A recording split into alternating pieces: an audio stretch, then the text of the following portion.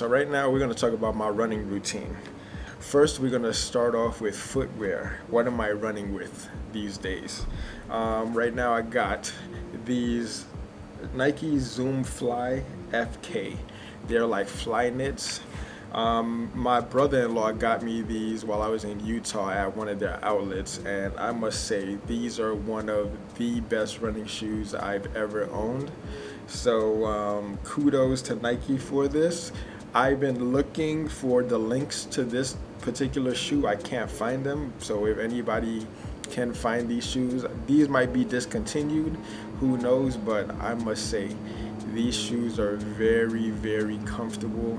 And I've owned these for about a year now, at least almost a year now. And yeah, really, really great running shoes, like soft, breathable, very cushiony.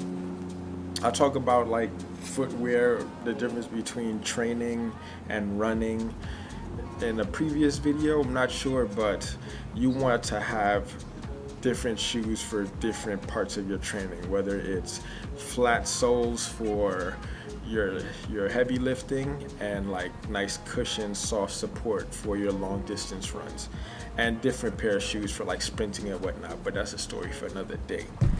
Also, like for injury prevention and recovery, I tend to start off with, foam rolling the arches of my foot. I have a special tool that I got back when I was at Equinox. There was and this is also part of my runner's reset routine. So I tend to roll out the arches of my foot and then work up the chain. So from the arches of my foot, I would then take one of the balls and place it on my anterior tibialis. This tends to help with shin splints, and then also helps with preventing knee and hip pain as well, because we had adapted to becoming sedentary creatures, so we're sitting all day and we tend to lack mobility in our ankles. So by rolling out the arches of your foot and then also working on your anterior tibialis and your peroneals, you tend to develop looser ankles over time. I tend to make it a practice before I hit the run, because now, especially, I'm more on flat pavement road, and you tend to take a heavier beating when you're on concrete, as opposed to a track or trail running. So then I'd go into my little foam rolling routine, work on the quads, work on the hamstrings and the glutes, and then also get my my T-spine. Once I do that, I'm all good. Do my little warm-up routine, my pre-run warm-up routine, like activating my core with some dead bugs, activating my glutes with some glute bridge iso holds, and then rep it out. And then, make sure that I'm super hydrated, because out here it is like, it's the desert, but like when I'm like 3K in, I tend to like develop cotton mouth because it's so dry out here. So definitely hydrate as much as I can. And then some days I run fasted. Some days I run with a little bit of boost depending on my energy level that morning. So I wake up at 5:30 and make sure that I'm like warmed up, ready to go by 6 a.m. Because if you're out there like after 6:30, 7 a.m., the sun is already out and it's beaming down on you.